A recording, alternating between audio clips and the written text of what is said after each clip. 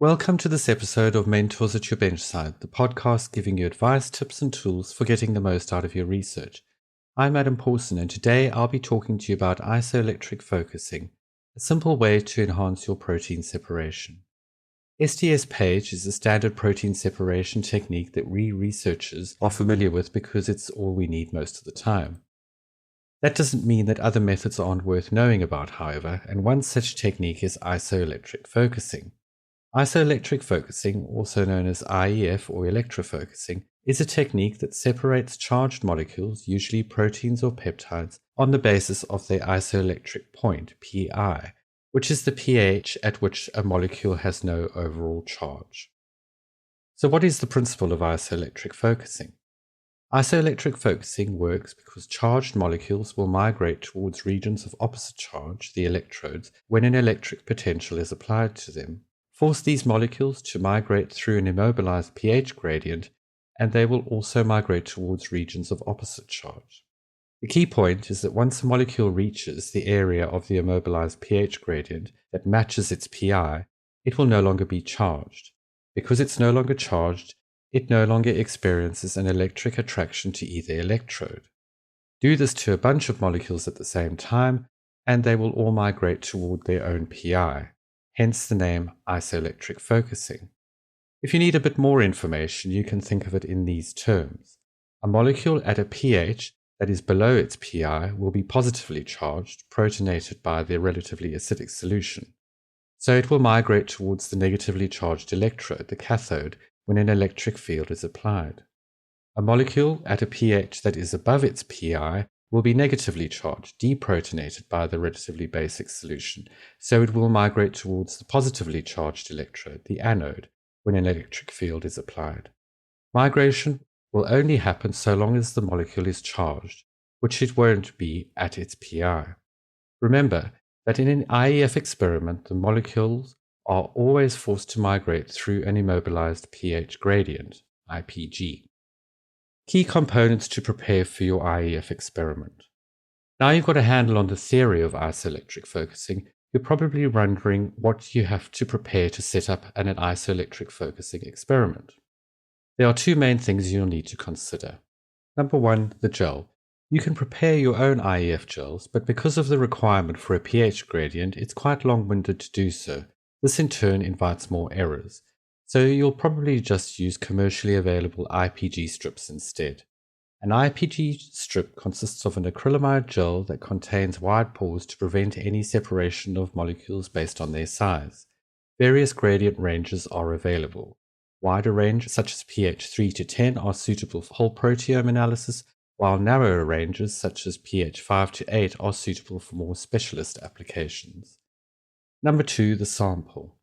An IEF protein sample is usually mixed with a solution of carrier ampholytes to assist migration. An ampholyte is simply a water-soluble molecule that can act both as an acid and a base depending on pH, just like an amino acid. The easy movement of the ampholytes through the gel matrix helps the sample molecule to move along the pH gradient with them. Again, ampholyte mixtures of a variety of Pi ranges are commercially available. Applications of IEF. So how can isoelectric focusing actually help you in your research? Its three main applications are: number one, combined use with sds-page in a 2D page experiment. Isoelectric focusing is traditionally used as the first dimension to separate proteins in 2D page experiments, in which molecules are first separated by their charge prior to further separation by traditional sds-page, which is the second dimension of separation. Both dimensions of separation are performed on the same gel, but each is performed at 90 degrees perpendicular to one another. So you achieve the separation of molecules by their Pi in one direction and by the molecular weight in another direction. After the gel is stained, the resulting image is called an electropheretogram. Because it's improbable that two molecules in a sample matrix have similar Pi's and similar molecular weights, 2D page can resolve thousands of proteins in a single experiment, enough to visualize the entire proteome of an organelle or bacterium. Number two, detection of post-translational protein modifications. Isoelectric focusing can also be used to examine post-translational modifications, or PTMs, of proteins, which tend to alter their Pi. For example, phosphorylation, acetylation, and glycosylation, in fact most PTMs, all increase the proportion of negatively charged atoms on a protein at physiological pH and therefore lower its pI. Of course, PTMs alter the mass of a protein too, but not normally enough to be resolvable by sds-page. Number 3, fractionation of proteins and peptides for mass spectrometry. Another use for IEF is for the fractionation of proteins or peptides prior to mass spectrometry. Previously, it was difficult to recover molecules separated by IEF. With the adjuvant off-gel system, the proteins or peptides remain in solution rather than being trapped in the gel as with standard IEF. Electrofocusing of proteins in this way provides a convenient alternative to sds-page for sample fractionation prior to mass spec. Using IEF to separate peptides also provides an alternative to strong cation exchange SCX fractionation, which is one of the more popular techniques for the separation of peptides prior to mass spec. IEF separation of peptides has been shown to result in more peptide identifications from whole protein samples than with SCX in some cases. Get specialized practical applications. A more specialized version of isoelectric focusing is capillary IEF. It's essentially the same method, but it's ultra-high resolution, and it's a good way to determine the pI of a protein accurately. Capillary IEF is used for a variety of medical and diagnostic applications, such as accurate analysis of erythropoietin, quality control of monoclonal antibodies, and analysis of hemoglobin charge variance as an indicator of the severity of diabetes. How IEF works in practice. Setting up an isoelectric focusing experiment is probably easier than understanding the theory behind what's actually happening. But the basic steps are: number 1, IPG strips are rehydrated face down in a denaturing buffer greater than 6 molar urea with some detergent and usually the carrier ampholytes. For many samples, it works better to add the ampholytes with the sample, but ultimately it's a case of trial and error. Number 2, load the sample.